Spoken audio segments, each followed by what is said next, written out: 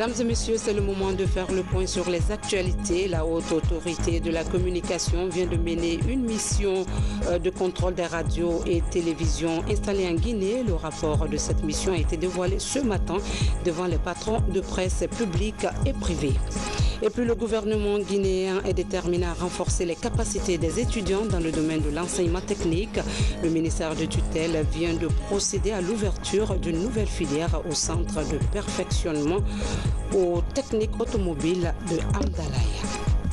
Pour la deuxième fois, 15 enfants de notre pays seront en Turquie pour la fête nationale de ce pays ami. Ils seront reçus par le président turc avec ceux de plus de 40 autres pays. Mesdames et messieurs, bonsoir et bienvenue dans ce journal d'information. Bientôt une industrie de production et de transformation de l'acajou en Guinée. C'est ce qui ressort de l'audience que le président Alpha Condé a accordé à un groupe d'investisseurs hollandais. Par ailleurs, ces investisseurs s'engagent à tout mettre en œuvre pour booster la production et la commercialisation de l'oignon et la pomme de terre. Mohamed Lamine Souma nous signe ce reportage. Il est question de créer ici en Guinée de véritables industries de production et de transformation de l'acajou, la pomme de terre et l'oignon, mais aussi passer de 2 à 3 récoltes de riz par an. Le président Alpha Condé, qui fait de l'agriculture la première priorité de sa gouvernance, a demandé à ses investisseurs hollandais de mettre toute leur expertise à contribution pour la modernisation de l'agriculture guinéenne. Ils ont discuté avec le chef de l'État comment transformer l'agriculture guinéenne pour que la Guinée, d'importateur net de produits agricoles, puisse devenir exportateur net. Ils viennent de la Hollande, ils ont trouvé qu'il y a des opportunités, de grandes opportunités en Guinée, et ils ont fait des études, ils ont vu comment réaliser des projets en Guinée. Ils veulent commencer la production d'oignons et de pommes de terre ici en Guinée. La Hollande exporte en Afrique de l'Ouest seulement 600 000 tonnes d'oignons en Afrique de l'Ouest. Ça, c'est en Afrique de l'Ouest ils font. Pourquoi donc les conditions sont meilleures ici en Guinée qu'en Hollande? Pourquoi on ne ferait pas les mêmes cultures ici? Ils ont discuté aussi de la restructuration et de l'amélioration de l'industrie de l'anacarde. Avec les nouvelles techniques culturelles, il est possible d'augmenter la production de l'acajou à 2000 kg par hectare, soit 2 tonnes. Tout le processus de transformation doit être effectué sur place ici en Guinée. On ne va pas transporter au Vietnam ou dans un autre pays, mais tout sera fait sur place ici. Cela permettra de créer de l'emploi. Il peut commencer immédiatement le travail. Deuxième phase, il faut aussi faire une industrie complète de lait avec 25 000 vaches qui peuvent produire 125 millions de litres par an. Ils peuvent produire tous les produits laitiers, notamment le lait en poudre, le fromage et autres, tout ce qui peut provenir de lait. Avec la production du riz, actuellement la Guinée essaye de faire 2 récoltes par an avec 4 à 5 tonnes par hectare. Il est possible d'aller à 3 récoltes par an avec une production de 11 tonnes par hectare. Basé au Nigeria, où ils ont réalisé de gros investissements, ces investisseurs hollandais ont été introduits auprès du président Alpha Condé par l'ambassadeur de la Guinée au Nigeria. Ils viennent voir les possibilités d'investissement dans notre pays dans 3 secteurs principaux, à savoir l'immobilier. Ils ont l'intention de construire 40 000 logements dans notre pays sur les années à venir. Ils veulent aussi investir dans le domaine de l'agriculture, comme le chef de la délégation vient de le dire, pour améliorer notre production agricole dans différentes cultures. Il a donné l'exemple de l'oignon. On peut être exportateur d'oignons en Afrique de l'Ouest. Il a donné l'exemple de l'anacardier, qui est un projet très cher au président de la République, le professeur Alpha Condé. Nous avons rencontré aussi le directeur général de la Sogipami. Donc globalement, il s'agit de 3 secteurs principaux, l'immobilier, l'agriculture et les mines. Ces projets, s'ils sont matérialisés, permettront à coup sûr de booster le développement agricole et la création des centaines d'emplois. De quoi fixer les jeunes sur place et lutter efficacement contre la pauvreté. À la une ce soir, la haute autorité de la communication vient de mener une action de contrôle des radios et télévisions qui émettent en Guinée. Un document de vérification a été élaboré. Son contenu a été présenté aux responsables de radio et télévision du pays. Un contrôle effectué entre le mois d'avril et mai 2017. Le point avec Yaya Silla. Dans cette salle du 25 août, des patronnes de presse privées et publiques. Ils répondent à l'appel de la haute autorité de la communication. Ces représentants des médias sont venus écouter le rapport de la mission de contrôle des radios et de télévision installée en Guinée. Rapport élaboré par une mission dépêchée sur le terrain par l'organe de régulation des médias pour la période du 27 avril au 3 mai 2017. On ne savait pas ce qui se passait à l'intérieur du pays concernant les radios. On avait des rumeurs comme tout le monde et nous n'étions pas encore dotés d'équipements de monitoring pouvant nous renvoyer les messages ou les contenus des radios à l'intérieur du pays. C'est pourquoi nous avons eu l'appui des autorités pour aller voir sur place comment ces radios étaient équipées, comment elles étaient installées et comment elles agissaient ou organisaient leur émission. Ce rapport présenté ce matin fait état de 118 stations de radio et de télévision recensées. Parmi les radios, 24 n'ont aucun document légal. Également, le matériel utilisé est non homologué. Ce rapport de la HAC accable aussi les médias de services publics. La RTG et la radio rurale sont à leur tour confrontés entre autres aux problèmes d'énergie et de moyens logistiques. Nous, on est régulateurs, nous avons mené un contrôle, nous avons fait un constat. Nous avons trouvé qu'il y a des violations de textes de loi. Il y a des normes édictées par les textes de loi que les gens doivent respecter. Quand vous devez installer une radio, vous achetez un cahier de charge qui vous dit qu'est-ce que vous devez respecter comme condition. Nous avons fait un constat pour trouver que les gens ne respectent pas ces conditions. Nous les avons appelés aujourd'hui, on leur a fait état de tout cela. Je crois que c'est comme ils l'ont promis ici, c'est à eux de revenir vers nous pour qu'on les aide à corriger. La haute autorité de la communication est actuellement dotée d'un système de monitoring. Cela permet à l'institution de capter et de stocker les sons et images de 58 radios et télévisions. Les représentants des médias se réjouissent de cette rencontre d'échange d'informations et promettent de se mettre à jour et d'œuvrer à l'amélioration de leurs prestations. Ouverture ce matin à Conakry de la semaine du numérique. Placée sous le thème « Le numérique au service de l'entrepreneuriat », les couleurs de cette 3e édition ont été annoncées au cours d'une conférence de presse par le ministre des Postes, Télécommunications et de l'économie numérique. On en sait davantage dans ce reportage de Francis Collet. Cette conférence de presse annonce l'ouverture de la semaine du numérique. À 4 jours du calendrier initial, le ministre des Postes, Télécommunications et de l'économie numérique présente les enjeux de la 3e édition. Le numérique au service de l'entrepreneuriat est le thème retenu cette année. Il ambitionne le développement de solutions numériques made in Guinea.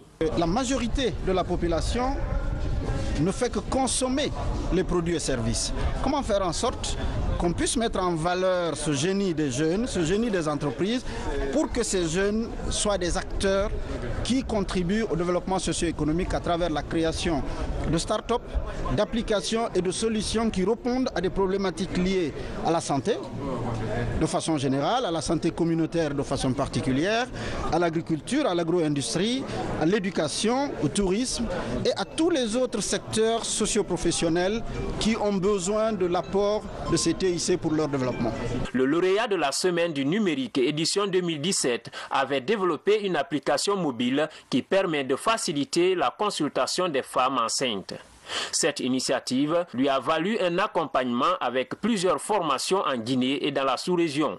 L'idée est simple, en fait, que c'est les femmes enceintes qui vont télécharger l'application, elles vont renseigner leur niveau de grossesse et en fonction de ça, elles vont recevoir des conseils journaliers qui vont les aider en fait dans leur bien-être. Et au-delà, l'application va permettre en fait d'accéder aux produits dans les pharmacies via l'application mobile. Même avec la stratégie mise en place pour stimuler les jeunes entrepreneurs, l'agence de promotion des investissements privés parle de faibles taux d'entrepreneurs dans le domaine du numérique. Nous constatons qu'il y a de plus en plus d'entreprises qui se créent, mais les chiffres sont encore bas. Donc d'où la nécessité de faire la Semaine nationale de l'entrepreneuriat dans le numérique pour inciter plus de vocations et pour trouver les talents pour que ce secteur se développe véritablement dans notre pays. Et par la suite, nous allons accompagner les lauréats. Au lieu des 3 premiers, nous allons prendre les 5 premiers pour la création d'entreprises qui se fera gratuitement.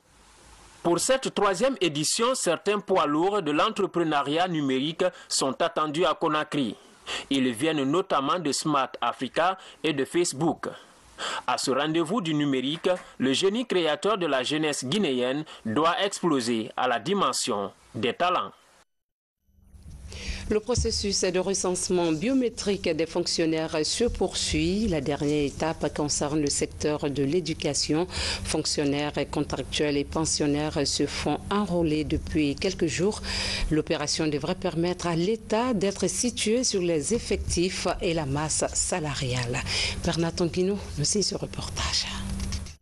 Depuis le lancement de la dernière phase du recensement additionnel, les locaux du département de la fonction publique ne désemplissent pas. Devant les salles d'enregistrement, les files d'attente sont denses. Dans cette salle de l'inspection générale de l'administration publique, la conformité des fiches de renseignement est vérifiée par un collège d'agents. On a parmi nous 3 commissions. Il y a une commission qui s'occupe du traitement des dossiers des fonctionnaires, une équipe aussi qui s'occupe du traitement des dossiers des contractuels et une équipe aussi qui s'occupe du traitement des dossiers des pensionnés. La fin de l'opération d'identification est prévue pour le 5 mai. On s'efforce et nous sommes en train de travailler avec ces DRS pour qu'ils puissent rapidement remplir ces fiches et acheminer pour qu'on puisse vraiment être dans le délai imparti. Une fois validés, les dossiers sont acheminés dans cette autre salle où les informations des fonctionnaires sont codifiées et numérisées. Notre atelier a été dimensionné pour numériser environ 5000 dossiers par jour.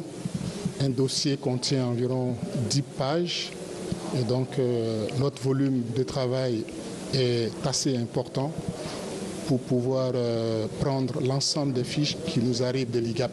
Donc nous prions les fonctionnaires, mais surtout les pensionnés, parce qu'en fait c'est des personnes du 3e âge, leur mobilité est réduite, donc on demande à leurs parents de les aider à renseigner les fiches, nous les transmettre pour que ces fiches soient prises en compte. Après l'étape de codification et de numérisation, nous voici dans la cabine de saisie. Ici, les données sont saisies puis acheminées et centralisées dans les serveurs. Dernière étape avant l'enrôlement final du fonctionnaire. Depuis que nous sommes venus le matin, vraiment on n'a pas souffert. Ça se passe très bien ici. Là où je suis comme ça, là, je suis très content. Je suis ravi d'être fonctionnaire. Cette ultime opération d'identification biométrique des travailleurs vise l'établissement d'un fichier référentiel permettant à l'État de maîtriser l'effectif et la masse salariale des fonctionnaires de l'éducation. Lorsque les équipes vont revenir à l'intérieur du pays, nous allons exploiter les listes concernant les fonctionnaires en situation d'irrégularité et nous allons appliquer les dispositions de la loi portant statut des fonctionnaires en la matière. Pour un départ d'ailleurs, nous allons, compte tenu de la spécificité de certaines catégories concernées, par exemple les pensionnés, nous allons consigner et geler les salaires. C'est le 4 avril 2018, le recensement additionnel devrait toucher au total 86 149 fonctionnaires, pensionnés et contractuels de l'État. À date, près de 43 000 ont été enrôlés. Toujours dans l'actualité de chez nous, le ministre d'État au transport veut renforcer la capacité de ses cadres sur la gestion axée sur les résultats. Des cadres de ce département sont en formation à Kindia pour apprendre les enjeux de la gestion et mieux affronter les défis afin d'atteindre leur mission de développement du transport en Guinée. Tierno Ousmane Diallo, reportage. Pour être plus efficace, le ministère des Transports renforce les capacités de ses agents. À Kindia, certains d'entre eux apprennent de nouveaux éléments pour une gestion axée sur les résultats. Le but est de changer les méthodes de travail et cultiver l'esprit de résultat à tous les niveaux avec le concours du projet d'appui au secteur des transports.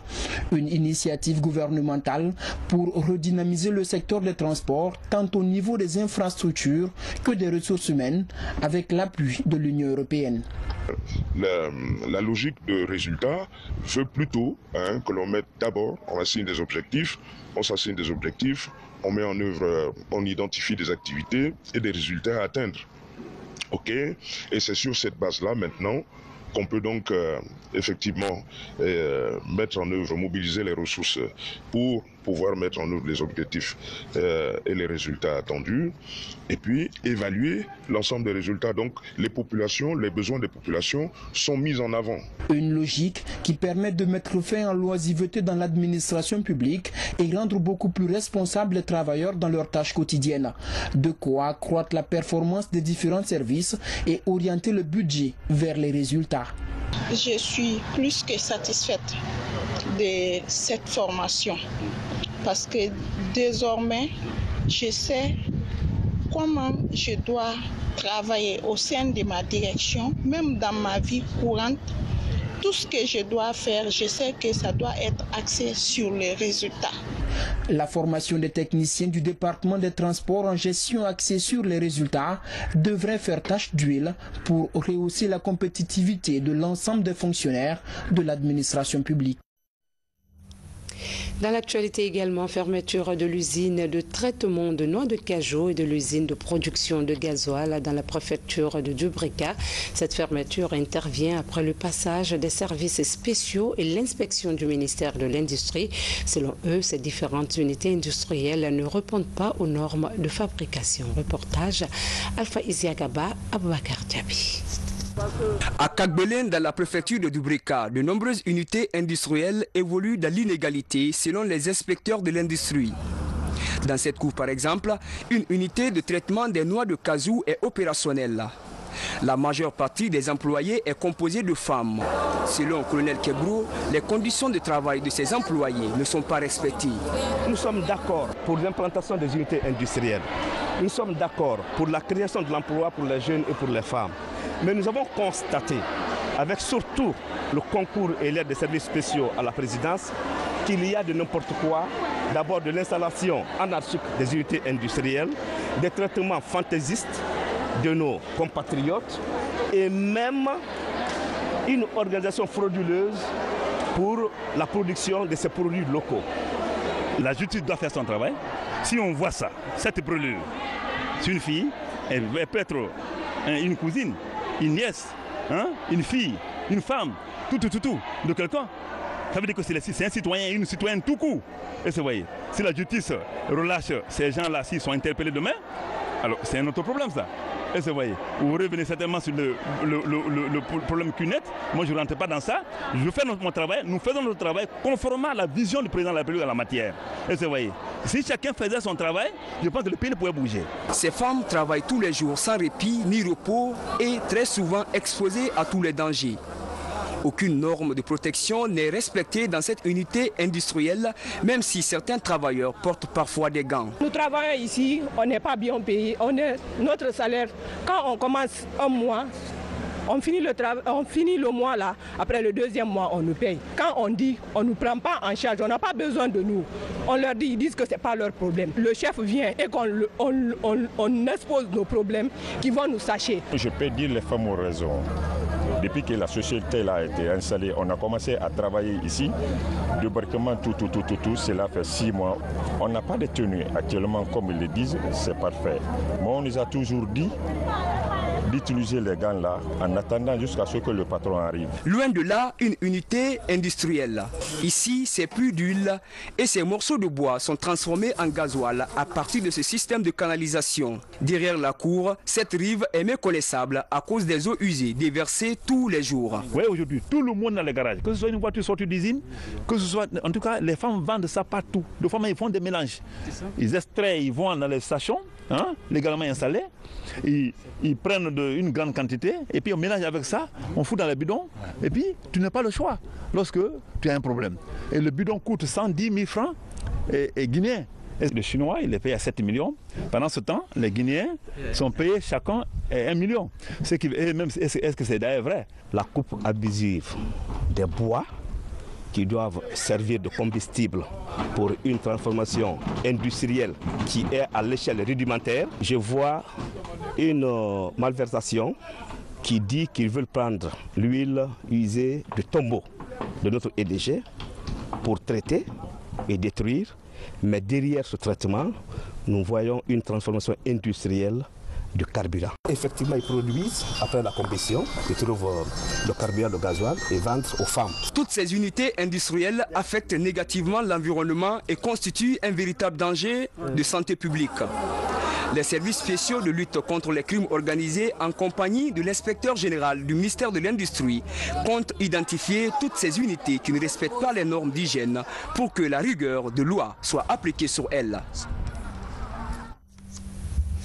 Et puis la Guinée s'apprête pour sa prochaine validation par l'initiative pour la transparence des industries extractives internationales. Pour le réussir, d'intenses travaux sont entrepris par le comité de pilotage pour la réorganisation de ces procédures de fonctionnement. Mamadou Alpha Baldé. À quelques mois de la nouvelle validation de la Guinée, l'initiative pour la transparence dans les industries extractives améliore ses mécanismes de fonctionnement interne. Pour cette nouvelle validation, la Guinée sera évaluée selon les principes de la norme 2016, jugée plus exigeante.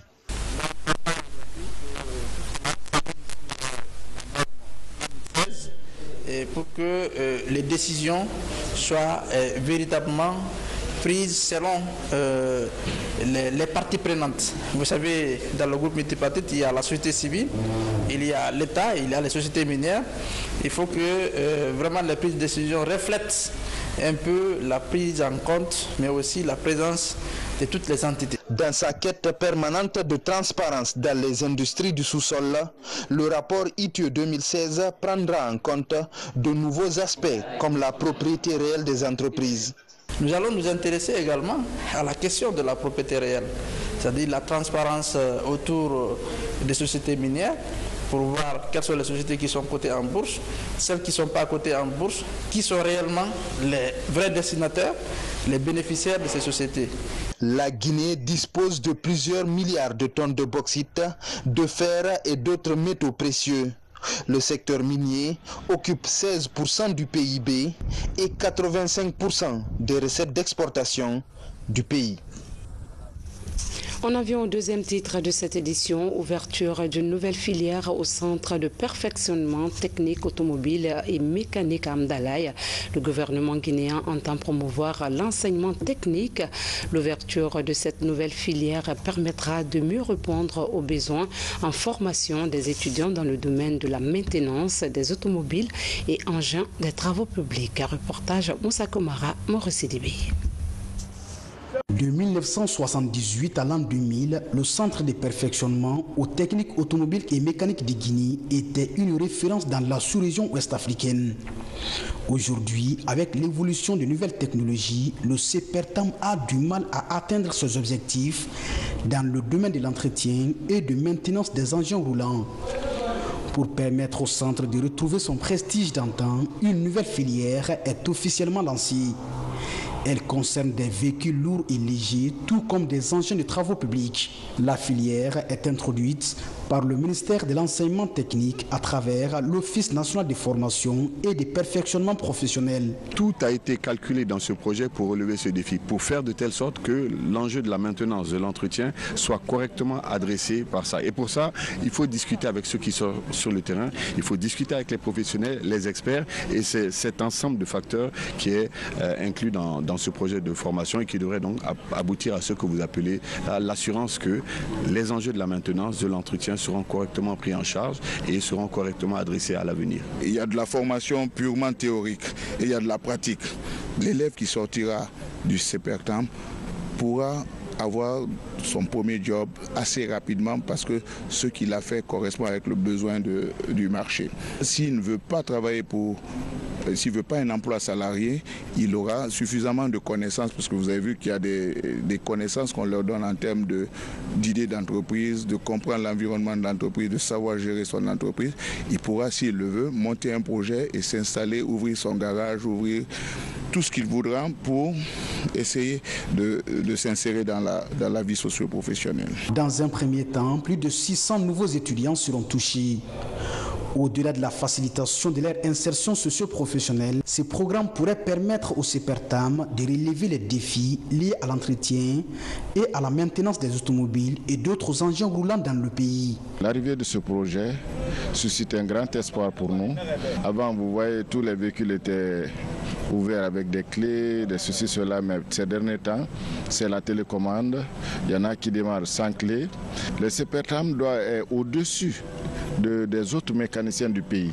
Nous, notre rôle, c'est de les recenser, les recruter, connaître leurs besoins et de les former.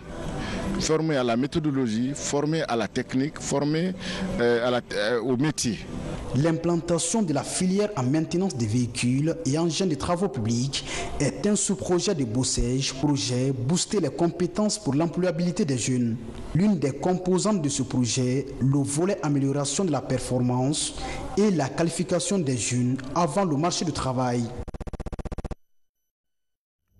Retournons à Kindia où les représentants d'ONG et coopératives ont passé en revue les lois régissant le fonctionnement des mouvements associatifs. Cette initiative du ministère de la décentralisation vise à amener les acteurs à s'approprier le contenu des lois L013 et L014 pour favoriser un meilleur épanouissement des ONG en Guinée. Le point avec Mohamed Lamine Camara. Les mouvements associatifs de la Cité des Agrumes se mobilisent pour s'imprégner du contenu des lois L013 et L014. Des textes de loi qui réglementent désormais le rôle et le fonctionnement des organisations non gouvernementales. Ces représentants d'ONG apprennent les textes de loi afin de les aider à maîtriser les principes qui régissent les mouvements associatifs en Guinée. Lorsque vous prenez aujourd'hui le préambule même de ces textes-là, vous comprendrez que ça ne repose sur aucune base juridique parce que on avait dit que c'est parti de l'article 59 de la loi fondamentale. Et aujourd'hui, on se rend compte qu'au niveau de la Constitution, ce n'est pas le même article qui régit la création et l'adhésion au niveau des associations en République Guinée. Donc déjà, c'est fondamental pour procéder à la révision des textes. Donc il y a eu un diagnostic qui a été fait aussi au niveau de la région. C'est suite à ça qu'on a fait des propositions que nous sommes en train de valider. Pendant ces discussions, des insuffisances que comportaient ces textes de loi sont quasiment corrigés par les participants. Ces acteurs se sont aussi penchés sur certains problèmes liés à la dénomination des ONG. Une façon d'amener ces cadres au respect strict de nouvelles dispositions de loi. Grâce à l'Union européenne, à travers le PASOK, en 2017, on a repris le même exercice vers les régions qui étaient là en grand nombre pour partager non seulement ces textes de loi 013 et 014, mais aussi les textes d'application de ces lois. On a aussi recueilli les avis. Ces nouveaux textes vont davantage améliorer les façons de travail des ONG, des associations, et ça va être vraiment des balises pour permettre à toutes les personnes qui veulent entreprendre des activités dans le cadre des associations, des ONG, des coopératives, d'avoir vraiment un repère, une référence pour mieux se comporter, mieux se tenir et mieux respecter les lois du pays. Avec les représentants d'ONG et de coopératives sur la validation de ces textes de loi, le ministère de l'administration du territoire et de la décentralisation soumettra le document final à l'Assemblée nationale pour adoption. Restons un moment à Kindia. Un document intitulé Annuaire des statistiques de l'environnement de 2016 est désormais disponible. Il vient d'être validé par l'ensemble des acteurs engagés dans la protection de l'écosystème en Guinée. Le document fait l'état des lieux de l'environnement, mais prend aussi en compte les mesures nécessaires pour freiner la dégradation de la nature. Younousa Tawel Kamara.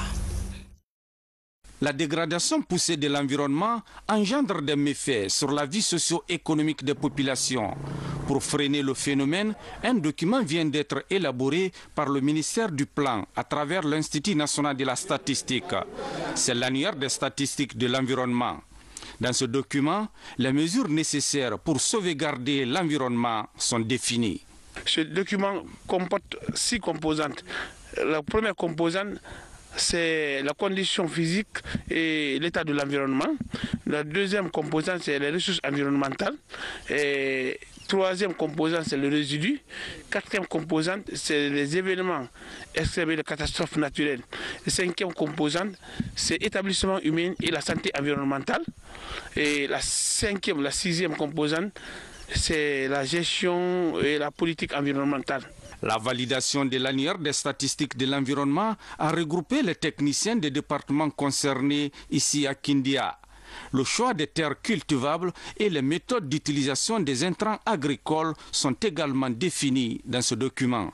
Nous faisons l'application des engrais de façon anarchique et c'est ce qui joue sur nos rendements. Là, avec la carte de fertilité des sols, nous connaissons le niveau de fertilité, les besoins en engrais, la nature des sols, les cultures qu'il faut mettre dans tel type de sol. Et puis ça permet même d'aider les populations guinéennes de connaître leur sol. Le document est un guide pour nous, surtout la direction régionale de l'Office guinéen du bois, parce que nous travaillons sur les statistiques et nous avons les points les cordons forestiers qui sont au poste de contrôle, qui nous donnent des produits, c'est-à-dire des rapports par rapport aux statistiques du bois. L'annuaire des statistiques de l'environnement est un outil indispensable pour l'ensemble des acteurs engagés dans la protection de l'écosystème. Il permettra de mieux protéger Dame Nature.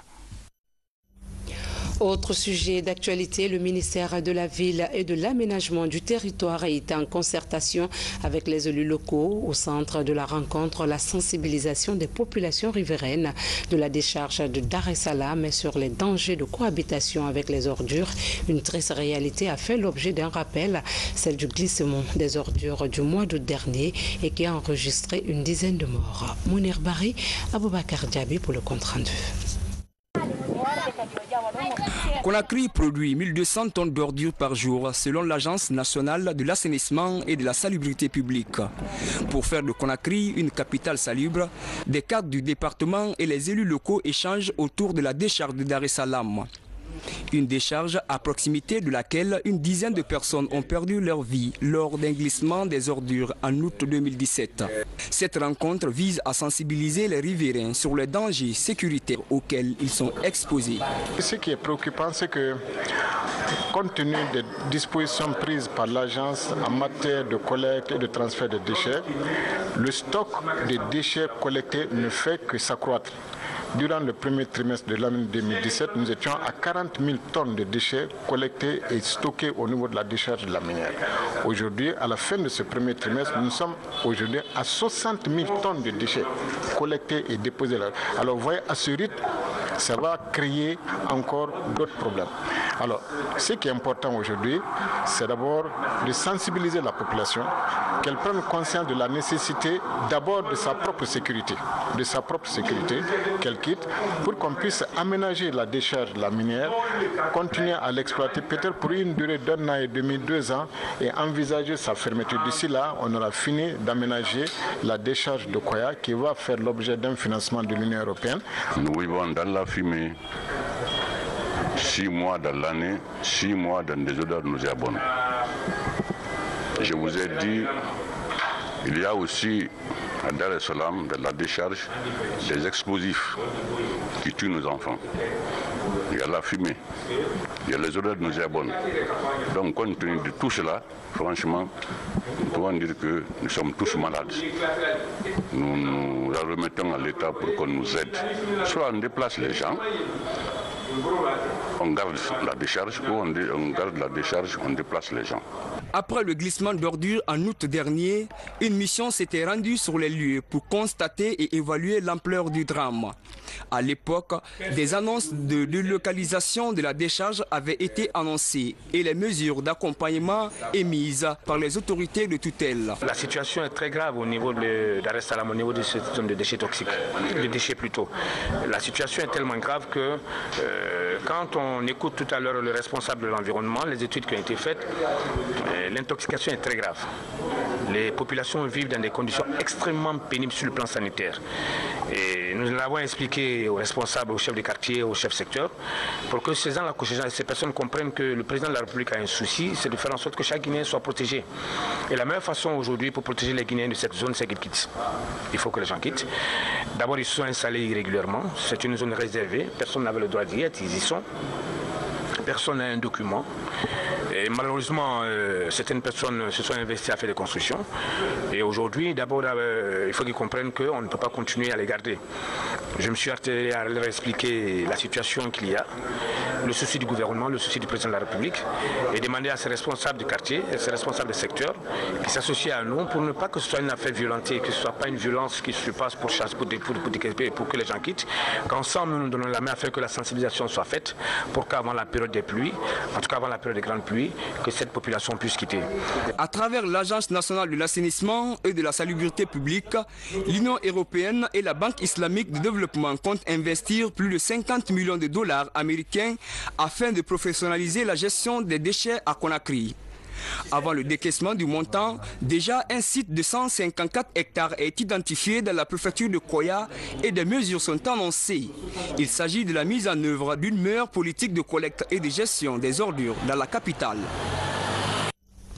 À propos, le ministère de la Ville et de l'Aménagement du Territoire à l'Agence nationale d'assainissement et de la salubrité publique, en rapport avec le gouvernorat de la ville de Conakry, rappelle aux occupants du site de la décharge de Dar es Salaam à Aix-Minière que conformément au précédent communiqué passé depuis bientôt 1 an et suite à de multiples sensibilisations des populations concernées, que le dit site doit être libre de toute occupation à l'approche de la saison hivernale. Et pour éviter un autre sinistre, le ministère de la Ville et de l'Aménagement du Territoire à l'Agence nationale d'assainissement et de la salubrité publique et le gouvernorat de la ville de Conakry invitent l'ensemble des occupants à libérer les lieux au plus tard le 30 avril 2018. Les opérations de dégagement et de sécurisation des lieux seront engagées le 3 avril 2018. Ils en appellent au civisme et à l'esprit de compréhension de chacun et de tout ça. À la page santé, le Fonds des Nations Unies pour la population et le Royaume de Belgique offrent des matériels médicaux et équipements sanitaires au ministère de la Santé, estimé à plus de 530 000 $. Ce don est destiné aux structures sanitaires des régions administratives du pays pour la réduction de la mortalité maternelle et néonatale. Adjatobari. Le programme de coopération entre le Fonds des Nations Unies pour la population et le gouvernement guinéen au beau fixe. L'institution onusienne dote à nouveau le ministère de la Santé de matériel, équipements médicaux et d'engins roulants. Le tout pour un montant d'un peu plus de 530 000 $ américains, dont près de la moitié vient de la contribution du Royaume de Belgique. Il y a des kits qui sont composés de kits d'accouchement, donc pour aider les femmes à accoucher dans de bonnes conditions. Il y a des kits qu'on appelle des kits sages-femmes. C'est pour permettre aux sages-femmes, après l'accouchement, de faire une prise en charge rapide de la femme, mais également de l'enfant. Mais il y a également des kits de césarienne. les femmes qui sont en complication, parce qu'en fait c'est là où également beaucoup de femmes meurent, les femmes qui sont en complication puissent être rapidement soulagées par une césarienne. C'est un appui financier, comme l'a dit le représentant, d'environ 200 000 euros pour ce lot-ci, mais sur un budget global de 3,4 millions qui inclut aussi, comme je l'ai dit dans mon intervention tout à l'heure, notamment le recrutement et le déploiement de sages-femmes qui vont utiliser ce matériel et qui vont vraiment faire la différence sur le terrain par rapport à la santé maternelle. Ces équipements médicaux sont destinés aux régions administratives de Conakry, Kindia, Mamou, Kankan, Labé et Zérékori. Cet appui du Fonds des Nations Unies pour la population et le Royaume de Belgique au secteur sanitaire s'inscrit dans l'amélioration de la prise en charge des mères, des nouveau-nés et des enfants au sein des centres hospitaliers. Ce don vient combler tous les déficits que nous avions dans ce domaine et nous espérons pouvoir, avec tous ces équipements, réduire considérablement les décès maternels, surtout dans les zones reculées qui en avaient un grand besoin. Réduire considérablement le taux de mortalité maternelle, qui est depuis 2016 à 514 pour 100 000 naissances vivantes, est le combat du Fonds des Nations Unies pour la population et la Belgique. Ces deux partenaires du ministère de la Santé promettent d'importants investissements pour l'accompagner. Le Fonds des Nations Unies pour la population annonce 20 millions de dollars pour la période 2018-2022, tandis que la Belgique va débourser plus de 2 millions de dollars pour cette année en vue de moderniser des hôpitaux, former et recruter plus d'agents de santé. Direction Mamou, 15 entreprises vont bientôt bénéficier d'un appui en formation, matériel et équipement pour mieux promouvoir leurs activités. Il s'agit des activités agro-pastorales et prestations de services des diplômés sans emploi, créateurs de leur propre entreprise. C'est dans le cadre de la mise en place du projet de productivité agricole en Afrique de l'Ouest. Mamadou Paté-Baldé. Cette concertation interacteur pour la promotion de l'entrepreneuriat rural en faveur des jeunes et des femmes est une initiative de l'ONG Maison guinéenne de l'entreprise en partenariat avec le programme de productivité agricole en Afrique de l'Ouest. L'objectif est de procéder à la restitution des résultats des entreprises de jeunes et de femmes diplômés sans emploi, identifiés et qui vont bénéficier de l'appui du projet WAP. Il s'agit tout simplement de faire comprendre quelles sont les démarches que les entreprises jeunes et femmes dans le monde rural et dans le monde urbain, que ces entreprises doivent suivre pour pouvoir se développer, pour pouvoir réaliser leurs activités de façon durable. Après une tournée de plusieurs mois à l'intérieur du pays, l'ONG a retenu 15 projets de jeunes et de femmes qui évoluent dans le secteur agro-pastoral et de prestations de services dans les zones rurales guinéennes pour leur souci d'encourager les initiatives privées. Aujourd'hui, là où nous sommes, j'ai déjà eu 2 fermes. Le total que j'ai accumulé, il y a eu 400 têtes. J'ai 400 têtes. Pendant les travaux, chaque acteur a présenté sa vision, ses difficultés et les attentes de son projet pour le développement local. Au regard de leur ambition, l'ONG promet d'accompagner ces jeunes et femmes à promouvoir l'entrepreneuriat, services et organisations paysannes, ainsi que la plateforme d'innovation pour une meilleure intervention sur le terrain.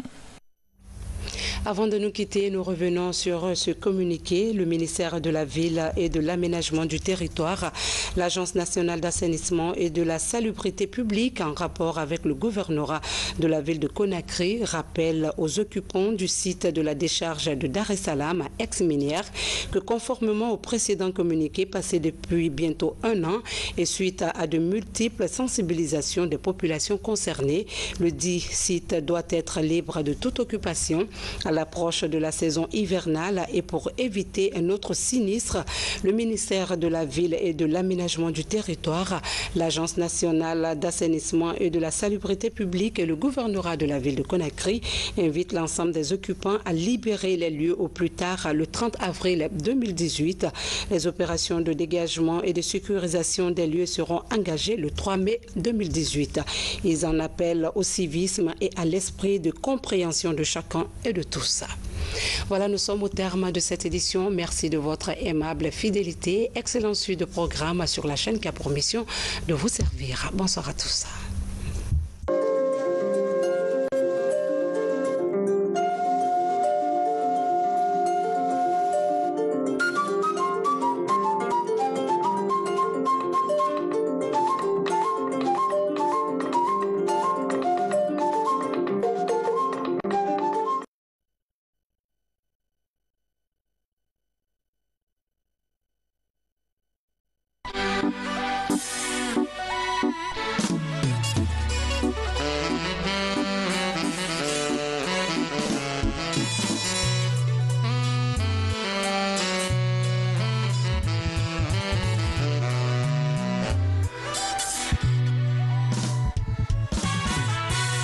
cherchait, on cherchait, on cherchait, on a trouvé. Moubarafing, Moubarafing, Moubarafing.